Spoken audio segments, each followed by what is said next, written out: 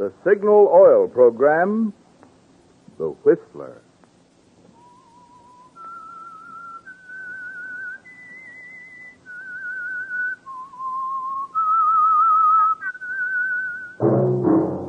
That whistle is your signal for the Signal Oil Program, The Whistler.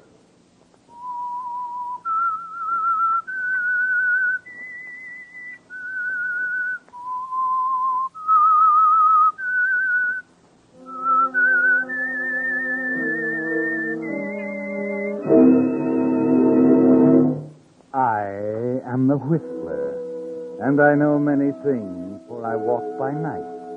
I know many strange tales hidden in the hearts of men and women who have stepped into the shadows.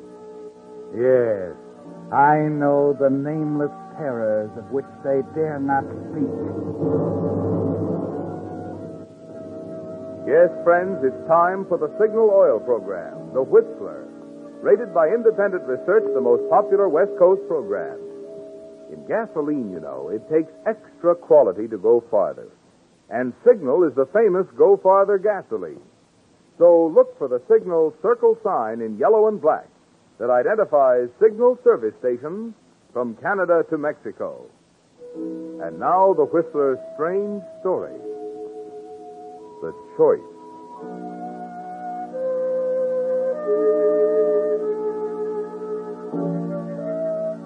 When the door of his office opened, Mark Fallon didn't have to turn away from the window to know that it was Harry Cheng coming in for more of the vouchers. It had happened so often during the past 5 weeks that the sound of Cheng's shuffling walk was sandpaper on Mark's nerves. So instead of turning, he sat for a moment, looking out through the gold lettering that spelled Wu Feng Importing Company on the window, looking down onto Grant Avenue, where they were putting up the first decorations for the Chinese New Year celebration. Then, when he was sure he had enough control to make his approach seem casual, he idly swung in his chair and faced the little bookkeeper. Oh, hello, Chang. You back again? Yes. Mr. Wu said I could check some items on one of the files. Is it all right with you? Sure. Mr. Wu's orders. I'm only the office manager here. But I'm afraid Sammers was locked up for the night. Then perhaps you'd rather I waited till morning. No, makes no difference to me. I'll get Samuel. Sammy, bring in the keys, will you? Harry Cheng wants to get something out of the files. Yeah. He'll be right in. Thank you. Forget it. By the way, how's your research coming? Research? Oh, sorry. Maybe I shouldn't have said anything. But everybody knows you're going through the files systematically, and everybody knows why. My brother didn't steal that money from the company, Mr. Fallon. If I can find the evidence that will get him out. Yeah, sure, I know. Only the jury said he was guilty, Chang. Oh, come on in, Samuel. Yeah. Oh, hello, Chang. More files? If you please. Oh, sure. Let me see now. You want the Carter file. How did you know that, Mr. Samuel? Samuel's just happened to notice that the last file you had out was Carson, C-A-R-S, C-A-R-T. Carter'd be next. Yeah, that's it. Unless you're taking to skipping around the alphabet. I didn't think of skipping around. But perhaps it is a good idea, if you don't mind. Huh? Well, no. No, we don't mind. What file do you want? I think I will start on Randall. Randall. Well, sure. Samuels, give him Randall. Yeah, right away. Oh, here we are. Will that do it? Yes. Thank you. Thank you both. Good night.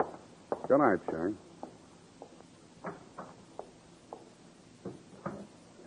Sap, you stupid. What did you have to do that for? So what? What did I do? Why did you have to suggest that he start skipping around? So what? He took Randall, didn't he? The law of averages will take care of it. Sure. And the same law's liable to make him put his hands in that phony McAllister file any day.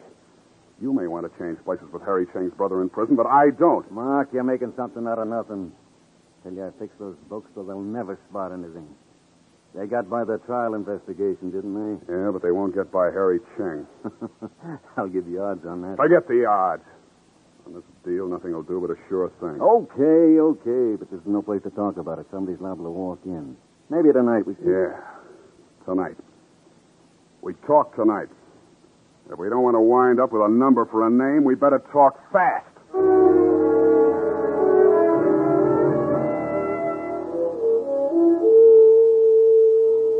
Yes, Mark, the time for fast talking has come sooner than you expected. But then, you should have known you were in for trouble the day Harry Cheng started going through those records. When it was ABC, you had time before he'd reached Samuel's forgeries and the McAllister account. But now it's almost as if you could feel his fingers around your throat already. And something else you've noticed. Samuel's is calm about it. Almost too calm. And when he comes across the hall to your apartment later that evening, he brings his girlfriend, Lena, with him. Well, Mark, darling, what is this? No drink? No bright thing? Don't mind him, Lena. He just knows his own scotch better than we do. I had a couple of drinks before you came. I didn't know this was going to be a social evening. And that takes care of little Lena.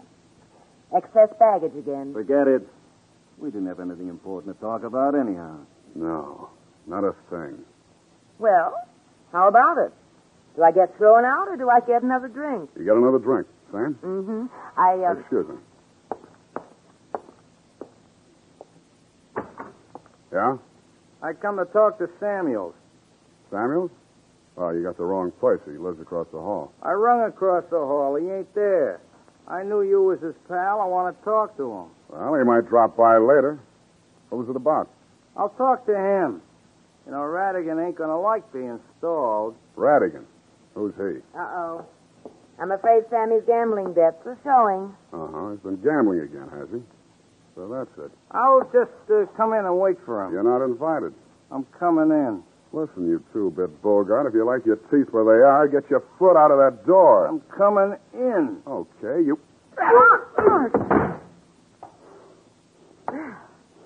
Mark, darling. The things I didn't know about you till now. Forget it. Don't you know, I don't want to forget it, Mark. Mark, what is this? What happened? This is it, Samuels. This is too much.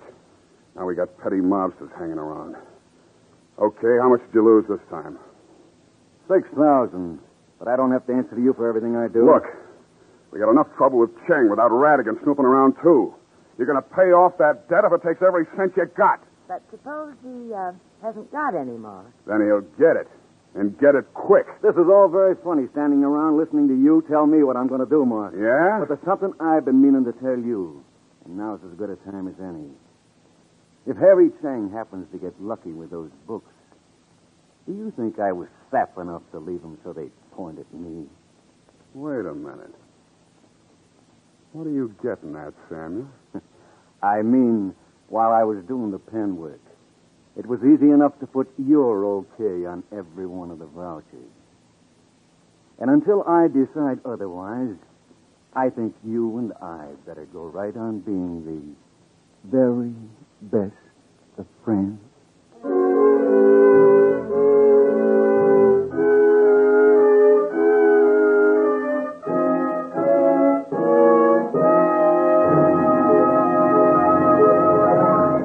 With the prologue of tonight's story, The Choice, the Signal Oil Company brings you another strange story by The Whistler. Now, in place of the message about Signal gasoline usually heard at this time on The Whistler, Signal Oil Company has asked me to devote this time tonight to something mighty close to your heart and your home. Have you ever asked yourself what you would do if infantile paralysis should strike someone in your home? The treatment is expensive and long. An iron lung costs $1,300.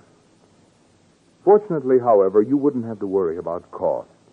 For today, the National Foundation for Infantile Paralysis guarantees every victim of this dread disease, regardless of age, race, creed, or color, the immediate scientific care which alone can prevent tragic crippling. And where does the foundation get the millions of dollars needed for this great mission of mercy? Why, from the dimes that you contribute during the annual March of Dimes, which starts day after tomorrow. When you consider there were over 24,000 victims of infantile paralysis last year, you can realize how much every dime counts. So don't just say, yes, I'll have to do something about that. Get out an envelope tonight. Address it to March of Dimes headquarters in your city. Drop in a few dimes or a few dollars, whatever you can spare. Then mail it tomorrow morning. Infantile paralysis strikes suddenly.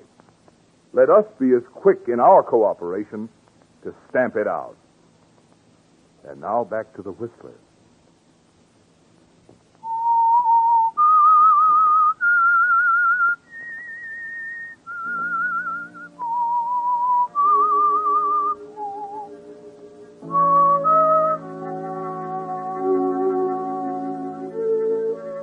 Well, Mark, there it is. The phony McAllister account, the trial, Harry Cheng's game of ABCs, your friend Samuel's happy-go-lucky ways, and your name on every one of the forged vouchers. Yes, you can add it all up, but it's one account you'll have trouble balancing. But at least you're sure of one thing. You've got to see that Harry Cheng never gets to the M file. And you've got to watch Samuel's at the same time. That means you'll need help. And an hour after Lena and Samuel's have gone, you've made a date for yourself. Well, here's looking at you, Lena. And do you like what you see? I'm not throwing any rocks, am I? You've been known to.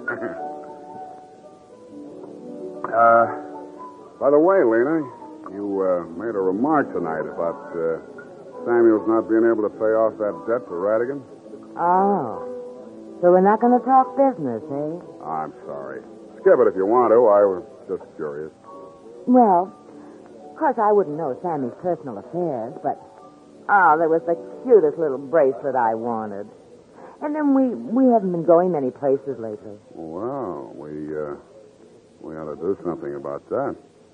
You probably could go places with the right guy. And you're the kind of a girl who should have cute little bracelets. Well, tell me more. Oh, it's just that if we were real nice and helpful to each other, Lena, this might be the beginning of a beautiful friendship. You know something, Mark? I'll drink to that.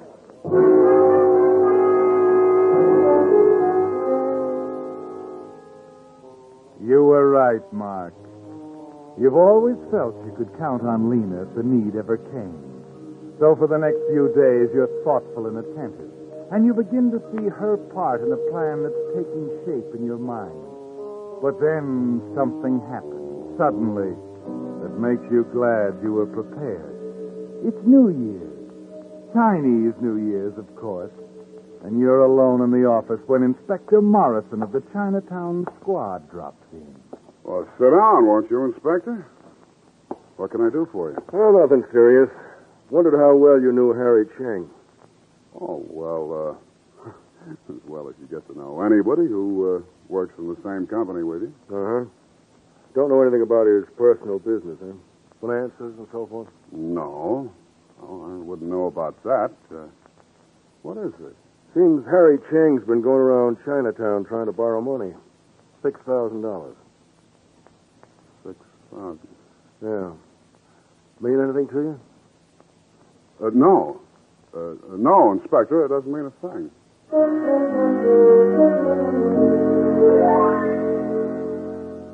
But it does mean something, doesn't it, Mark? Yes. 6,000. It couldn't be coincidence that it's exactly the same amount Samuels owes Radigan. He's going to sell you down the river for the 6,000 that Cheng is canvassing Chinatown to borrow. The minute the inspector leaves, you rush to the filing cabinet. Locked. You break into Samuel's desk. And a few seconds later... Lewis, Bling, Lyons, Mayberry, McAfee. That's what I thought.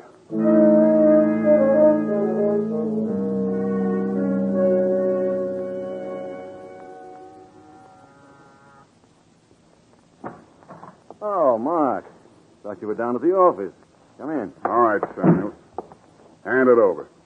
What are you talking about? And what? A file. What do you say? What Wait a minute, file? Mark. It's gone? Stop stalling. Hand it over. Mark, so help me. You took it, Samuel. Come on. Mark, for the love of... I haven't got it. Believe me, I haven't got it. You've already turned it over to Chang.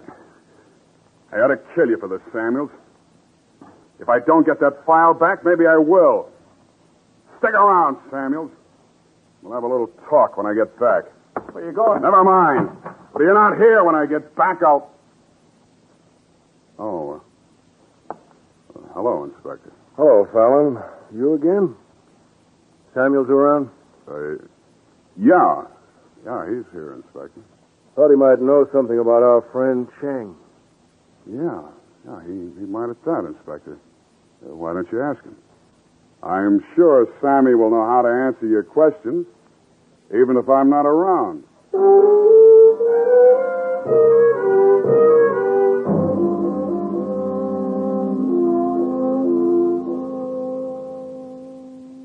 This is a surprise, Mr. Fallon.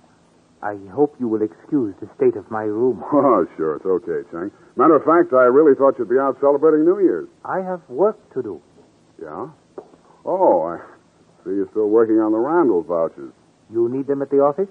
No, not these, Chang, but I was looking for a few of our other old accounts. I thought you might possibly have them here. The McAllister file, for one. No, I don't have it, Mr. Fallon. So I see. Well, what's that? Firecrackers. Oh, yeah. I almost forgot. The children have been dropping them off the roof of the building across the way. You can see them up there now. Yeah. Say, that's kind of a dangerous place for kids, isn't it? They try to keep them off, but they get up by the fire escape in the rear. Children have no fear of danger. No, I guess they don't. Well, Happy New Year to you, Cheng. See you at the office in the morning.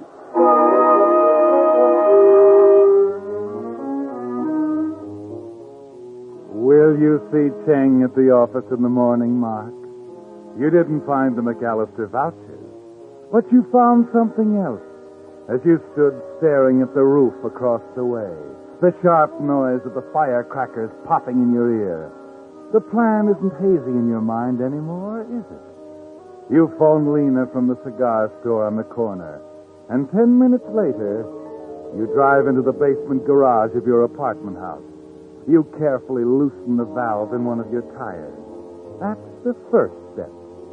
The second comes at exactly 9:25 when you're back in the basement knocking on the janitor's door. Oh, hello, Mr. Fallon. Hello, Charlie. Say, I hate to disturb you at this hour, but how'd you like to make a couple of bucks? Oh, it's me. Never turned down a chance to pick up an honest buck, or is it honest? Well, relatively, Charlie, relatively. I just want you to change the tire for me. Sure thing, Mr. Fallon. I'm going back up to my apartment. Here are the keys. If the lock gives you some trouble, just work it around a bit, huh? Sure thing. I'll bring them up to you in about half an hour, okay? No rush at all, Charlie. Take your time. Take your time.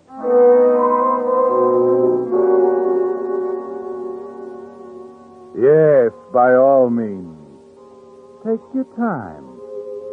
You're counting on that, aren't you, Mark? About 20 minutes of Charlie's time. 20 minutes in the garage and away from his apartment. You watch him as he disappears down the corridor. And then you slip through his apartment and out into the court behind the building. You glance at your watch. Exactly 9:30. And Lena picks you up right on schedule.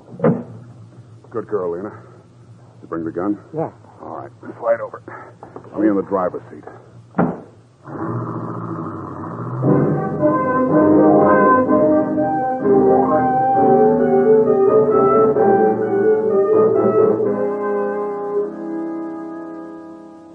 Yes, Mark, you're in the driver's seat now, and you're going to make sure you stay there. You head up California Street over the hill and down toward Chinatown. Then, while Lena waits in the car, you thread your way through the crowds on Grant Avenue, more conscious of the cold steel in your pocket than you are of the dancing dragon and the firecrackers and the confetti. You have no trouble locating the fire escape leading to the roof across from Cheng. Then you're looking across the gun sight, across the 30 yards that separate you from the figure bent over the books at the desk. Your grip is steady, and you squeeze the trigger slowly, slowly.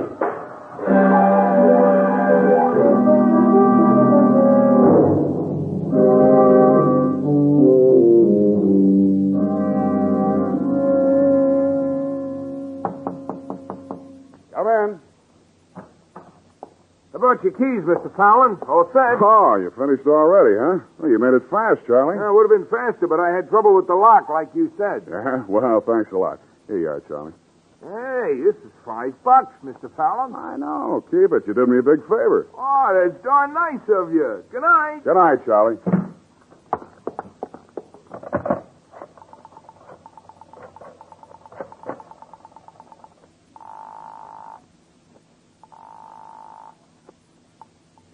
Hello? Lena? Yeah. We're in, baby. You just brought back the keys. I didn't go out through the lobby. I didn't go out through the garage. In fact, I didn't go out at all. We're completely in the clear.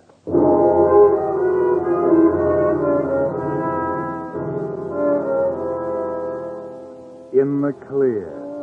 And it was so simple. Just an extra loud firecracker in the New Year's celebration. Just a slug of lead screaming across 30 yards, and a figure slumped over a desk. But the next morning, when you step into the hall, you know something is wrong. The hall seems to be swarming with policemen, and standing before the open door of Samuel's apartment, you recognize Inspector Morrison. Oh, good morning, Inspector. What's going on? Oh, morning, Fallon. I was just coming over to see you. See me? Why? About a friend of yours. Oh, are you still checking up on Harry Cheng? No, this time it's about Samuels. Samuel? What about him? He was murdered last night. What? What did you say? He's dead, Fallon. I thought you might want to come down to headquarters and talk about it a little while. Well, look, I don't know anything about it. You were a pal of his, Fallon. You could give us some idea who might have reason to get him. Wait a minute. Radigan. Who? Sure, Inspector. I might be able to tell you who had reason to get him. Shall we go down to headquarters now?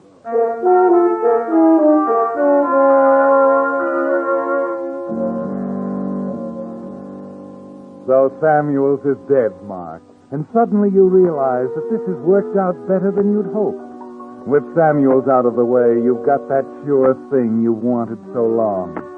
So naturally, you're more than willing to tell the inspector the whole story of Samuel's gambling debt and the baby-faced hoodlum who was out looking for him. In fact, you're so busy giving the inspector the information he wants that you're entirely unprepared for the question he asks you when you reach the Hall of Justice. Well, that's all very interesting. Well, that reminds me. I came to Samuel's door yesterday, too. What were you two arguing about? Arguing? I guess we were a little sore at each other. I don't even remember what it was about now. I thought you two might have been arguing about this guy, Harry Cheng. Cheng? Well, what's he got to do with it? Suppose we ask him. Yes, Inspector. Send in Harry Cheng. Yes, sir. Cheng. Harry Cheng. Guess I forgot to tell you, Fallon. That's another interesting angle of this case. Seems that somebody tried to bump Cheng off last night, too. Yeah. Oh, come in, Mr. Cheng. Be with you in a minute. Have a seat. Thank you, Inspector. Good morning, Mr. Fallon. Hello, Cheng. I just heard about your accident last night. Your head. Bad? No, it's nothing.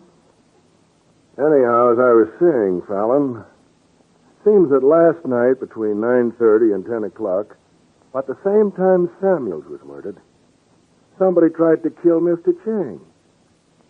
Now, did I remember to ask you where you were at that time last night, Fallon? Well, go on, Fallon. We're listening. That's right, Mark. We're listening. Where were you last night between 9:30 and 10? It's not an easy choice to make, Mark. Your fine alibi with the janitor plants you in your apartment right across the hall from Samuel's and right at the time he was murdered.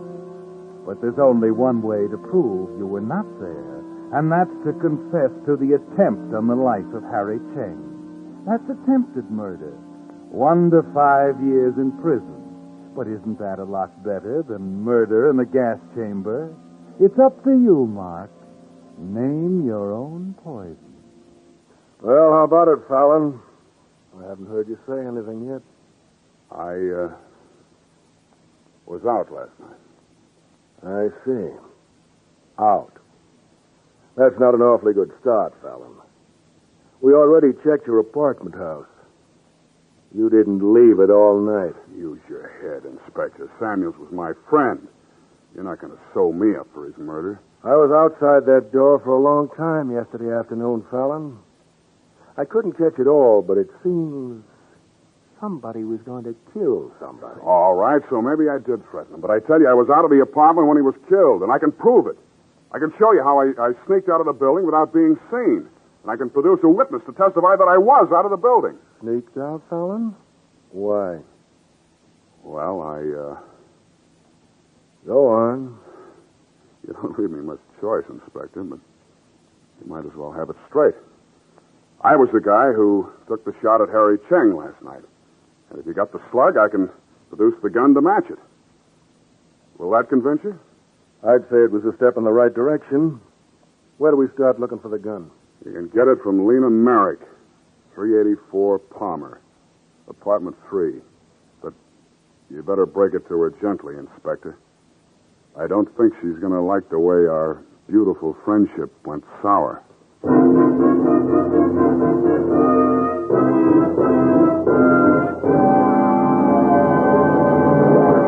The Whistler will return in just a moment with a strange ending to tonight's story. Has your car been acting different lately?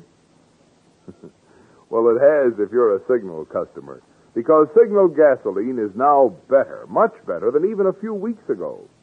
You see, the ingredient necessary for higher octane in gasoline has become more plentiful, so the octane rating of Signal gasoline has been raised. Not just a little, mind you, but a lot, which means you'll now enjoy even smoother, knock-free power as you take those steep hills in high. Yes, you're going to like the new driving pleasure in today's improved Signal gasoline. And you're going to like the mileage, too. After all, you know, a gasoline that gets more efficiency from your motor naturally gets more mileage from each gallon. That's why we say, in gasoline, it takes extra quality to go farther. And Signal is the famous Go Farther gasoline. And now, back to the Whistler.